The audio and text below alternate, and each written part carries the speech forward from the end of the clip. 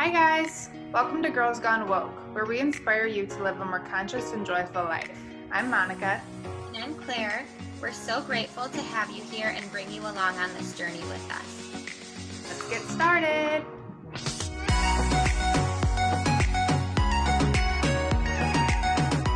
Which looks awesome. Love the music. Yes. I was like pumped. Like when it gets to the ending part and it's like fuck yeah, bitches, let's go. Still like relaxing enough where it's not like chaotic, but then you get that good beat where you're like, okay, it's catchy. No, I liked it a lot. Well, should we just like jump right in? Yeah. Okay. What Fear. episode is this? 9? Is it 9 already? Damn. Yeah, I'm proud of us. I am too. This week, we are going to talk about our biggest fears and how we have overcome them or how we currently cope with them. Yeah. You want to start or you want me to start? I want you to start. Oh, God, okay. Another vulnerability.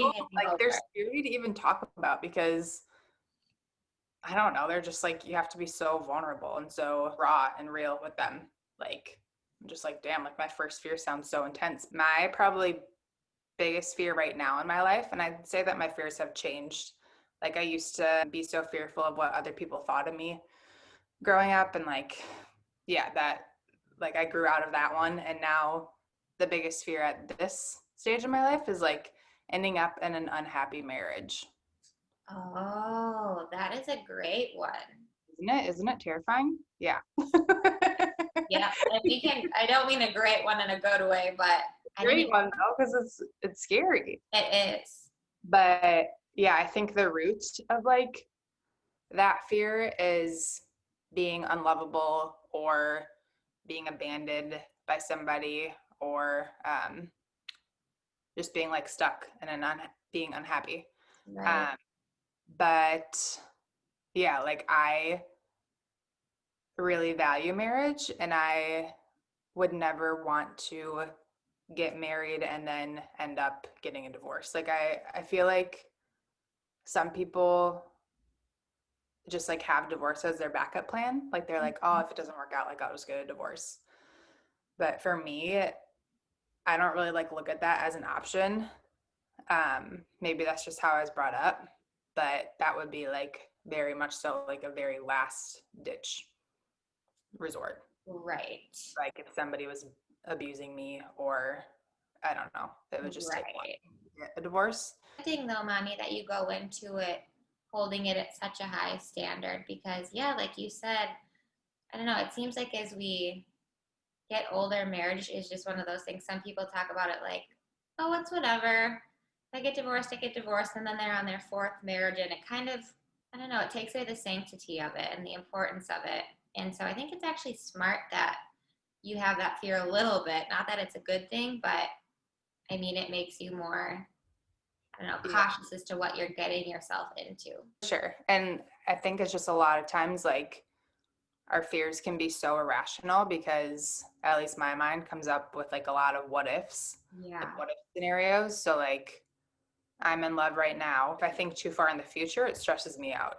And that's when like all the what ifs happen. So like, what if we get married and one of us falls out of love with the other person and it doesn't work out? Or like, what if we get married and have kids and then he leaves me or wants a divorce? Like, those all kill your present moment.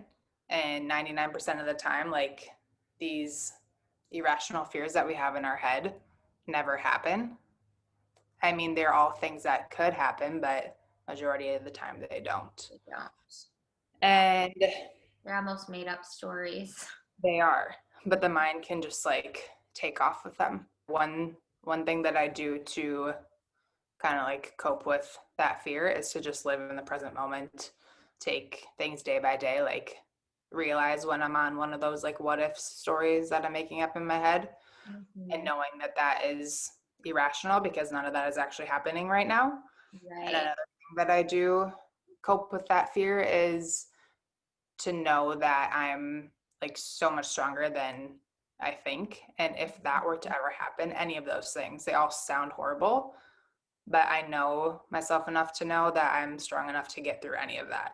None of that would kill me. Would it be like so, would it feel like somebody ripped my heart out of my chest if my future husband left me or cheated on me or whatever? Yes, it would be like the most painful thing ever, but it wouldn't physically kill me. And I've been through bad things in the past. Like I know that I would get through it. Yeah. So when I like look at it that way, then I'm like, oh, okay, Yeah. not that, not that scary anymore. Well, I love the quote, what's coming will come and we'll meet it when it does.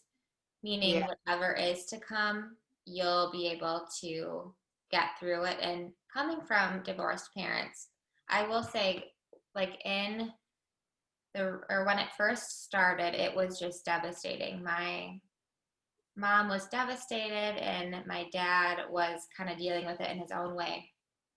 But time is such a healer too. Now my mom is so happy. My dad is so happy, which in turn, like we're all so much happier. And I think, Monica, that was one of my big fears, getting divorced. But now that I know, also on the other side of it, seeing both of my parents on the other side and so much happier, I think my fear kind of went away. I didn't even think to put that one on the list, but I know I've had those fears before. Interesting. And I So, think it's still a fear of mine because my parents haven't had a very loving relationship or marriage, and they never got a divorce because of Andrew and I. Like they wanted to stay together for the kids or the family. yeah, So I never saw the other side of it. I only seen them trapped in an unhealthy marriage. So I'm like, that is a real fear of mine still. But I also know I can handle whatever's thrown at me, and I don't have to make the same decisions that my parents made. right. I know there's something very empowering when you think about it like that. Oh my gosh, it's so scary talking about our own fears. It's so weird that I'm I getting so know. weirded Like out about before we it. started this, I was like, wait, I don't want to. I was Take like, I know. Well, Monica knows this was actually on my list because it's a genuine fear, my fear of flying. It sounds so like shallow of a fear to have, but literally I couldn't give you any tips because I literally drug myself every time, and Monica is trying to give me advice on this. But literally I was like, I didn't want to get to the deep ones because I'm like, yep, I'll just say I'm scared of flying. I asked to meet the pilot every flight. The flight attendants know I'm scared. I usually take a couple pills and drink, so I can't really talk about. You can't talk about how you cope with them or how you overcome them because It's you don't not have healthy coping memechanisms with that one. not that. I'm trying everything. I bring my Eckhart Tolle book with me. Yeah, Um, power of now. yeah. I know it's funny though. I mean, it's not funny because it's a very real fear of yours, but Yeah. it's like logically, like that's a good example of an irrational fear because you Right. have, statistically speaking, you have way higher of a chance of getting in a car accident or getting hit by a car when you're out on a walk than dying in a plane crash. It's But so irrational. It's so yeah, literally every but time before I very real. step on the plane, I like text all my loved ones being like, this is it. Every time before I get on, I like come to terms with it. So that way if it happens, like I'm at peace. Yeah. But I know, Monica, you're always so great. You're always like, well, are you trying to be more in the present moment? Like, what are you doing? I'm like, literally, I'm not doing anything but medicating myself. So, Take shots. You're like, I'm at the bar. I just took a vodka shot. I'm feeling I a little know. bit better. Oh, I know. I was trying to find the root of it because I was like, even if I'm not quite sure how to cope with it, at least maybe I can find the root of it. And I do think it's kind of a lack of control thing, That's what I think. not like being in control of my own fate. Like if something were to happen, which we talk about all the time, the importance of like letting go of that and just like letting God or letting the universe just flow with it. But I'm clearly a human being and still trying to figure that stuff out. Manny, what's your second fear? My second fear currently right now in my life is like my dreams not coming true.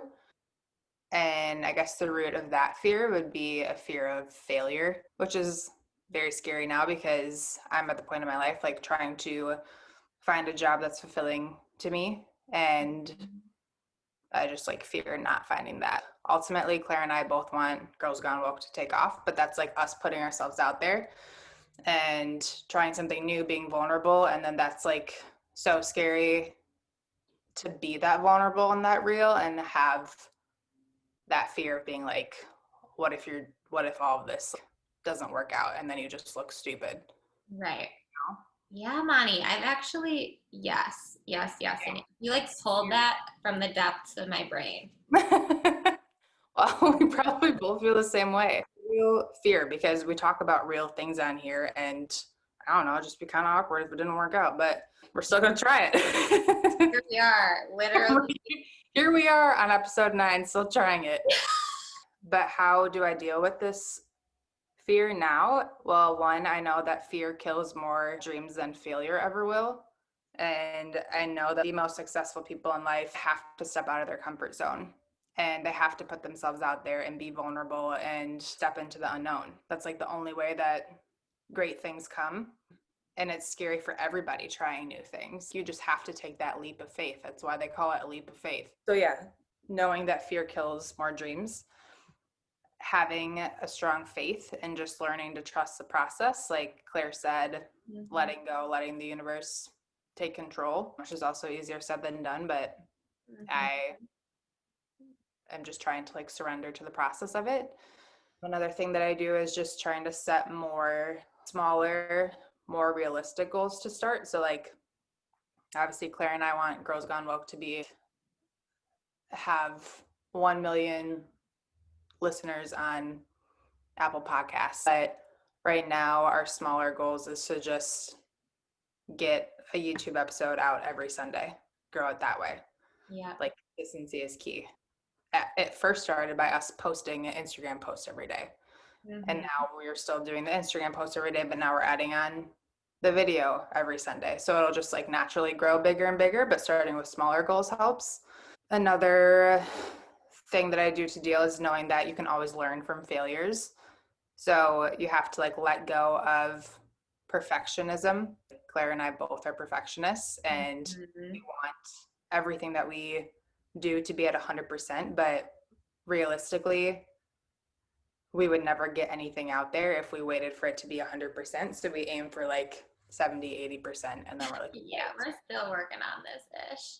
then you learn as you go. Like our first video from now video 9, it looks like shit compared to what we do now because we're just slowly like learning and adjusting lighting and just like little things that you notice. You just learn from your own mistakes. And then also just challenging your thoughts. Like when you start thinking negatively about something, like, oh my God, am I really, like, who do I think I am? Do I actually think that I can do this? Who would listen to me? Yada, yada, yada. Mind's racing. You write down all your thoughts and then you just challenge them with more rational thinking. Like, okay, I actually have done a lot of self work.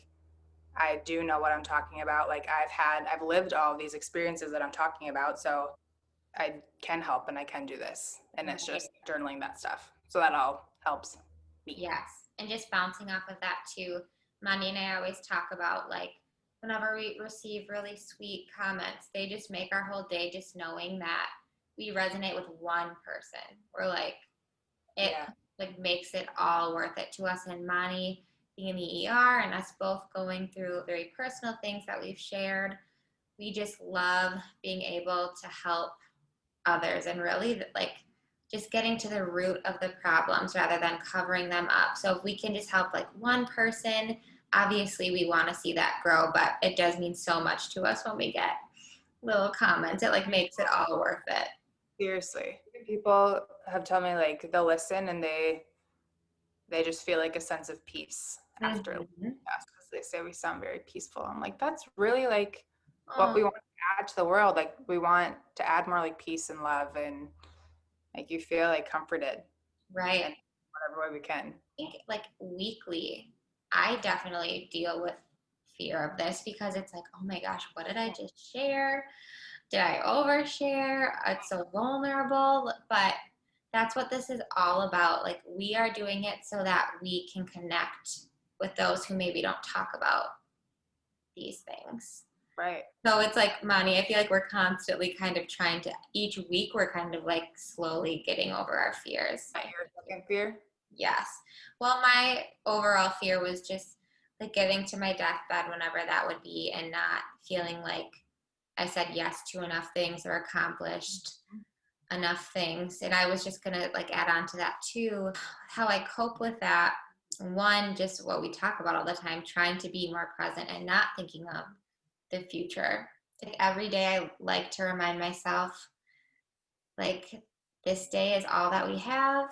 If Yeah, there's no, I do that, and it sounds morbid, but I guess maybe just for me seeing so many deaths in the ER, like it gave me a different perspective where it wasn't just old people dying. Like at the trauma center, I'd get people my age that would come in and pass away, and then it was just like, wow, this could happen to you too. And that like forced me into the present moment. And like anytime I pass a graveyard, it sounds really odd, but like I don't mean it to be odd, but I'm like, wow, that could be me tomorrow. Like I have no control over when I go, but it weirdly brings me like a lot of peace when I think that. Is that yeah, no, it it really sounds weird to me? it is weird, but like it also, if it works, it works. We're not Yeah. discriminate against that. Yeah, thank you. No, that's literally like me too. I physically have to tell myself though, like, Claire, you don't even know if the next hour is going to be there. You don't know if the next day is going to be there. So bringing Yeah, myself back in the present moment helps me not feel. I used to have terrible FOMO, like fear of missing out. But now that I've gotten older, that's kind of dwindled. But now it more so comes in terms of like Monica said, just finding our purposes, like so being that able to afford our lives with our purposes. And is a real fear too. Yeah. yes, so yeah, Monica basically nailed that one on the head. I have the same fears. I think a lot of people have those fears because it's pretty rare to literally know what you want to do and then that's all you do your whole Well, life. I think that like all of these fears come from like not wanting to feel painful emotions. Right. And that can relate to everybody because at the root of like most fears Mm-hmm. is feeling like the negative emotions like loneliness, abandonment, failure, shame. Yep. Like if you have fear of losing a loved one, you fear that because you're going to feel lonely, and negative emotions are always at the root of fears. But Mm-hmm.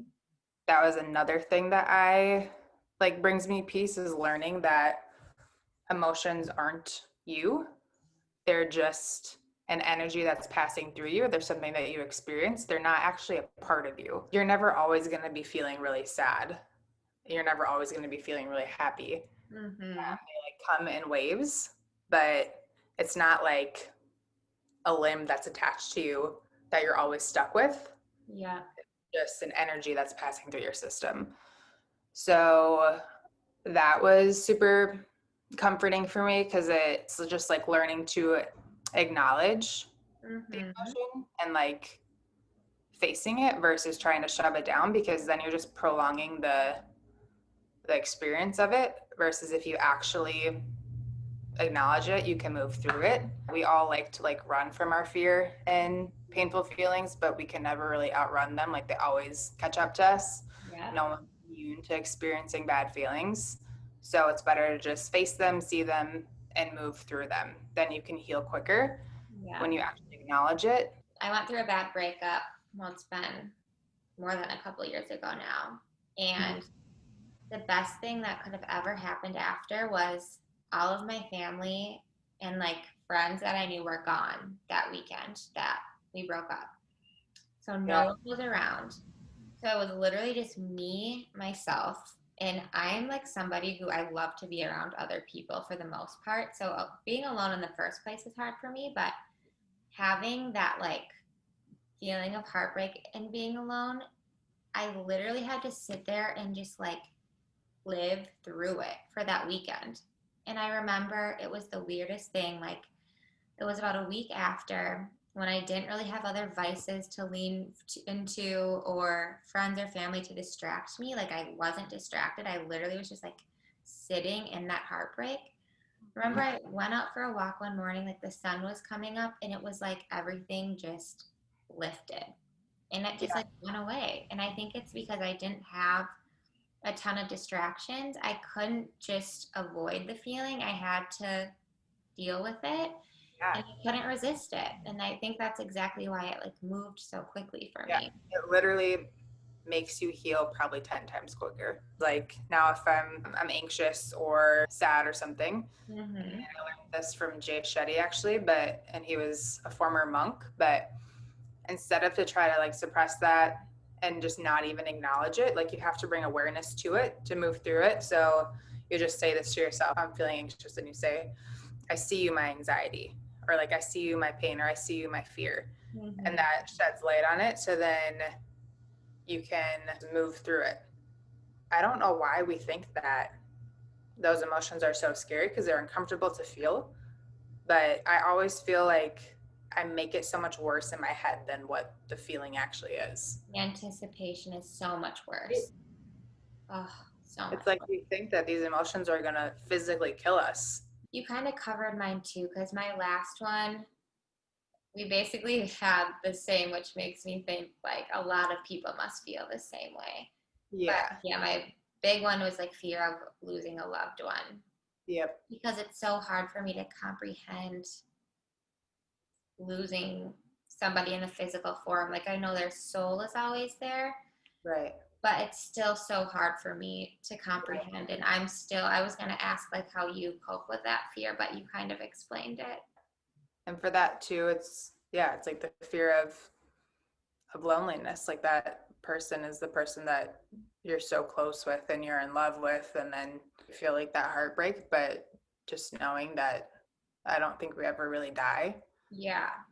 temporary, and that you'll see them again. I Yeah. mean, everybody's views on that are different, but that's what I believe. Yeah. It doesn't make it any easier, maybe a little bit easier versus if you didn't think that you would ever see them again. Mm-hmm. It's still gonna like hurt just as bad if somebody that you really love passes away, but just another thing, like knowing that you're stronger than you think you are and that you'll be able to work through it, and just acknowledging what you're actually feeling so that you heal quicker. Right. I know, and I feel like a lot of people who don't talk about their fears, that's where a lot of anxiety stem from because it's so suppressed Yes. that a lot of people don't get to the root of it. No. And I feel like that's kind of why we thought this episode would be important, just even for us Yeah. to get it We out all there. have, yeah. God. We No. all have fears though. Like that's so normal. Anybody who says that they're fearless is lying to you. Mm-hmm. I know. It's just learning the coping mechanisms of how to overcome them and work through them, or like do the thing that you want to do even if you're scared to do it. Yep. And I think too, fear, it's like, would you rather have the fear of the anticipation of something, or would you rather just like get over it so you don't have that fear anymore? Just like start to say yes more. Just try Yeah. it. Don't let your mind control you. Right. Control your thoughts. Right. And I think once people understand that, I don't know, maybe they'd be more willing to take some risks. It made me scared just talking about this.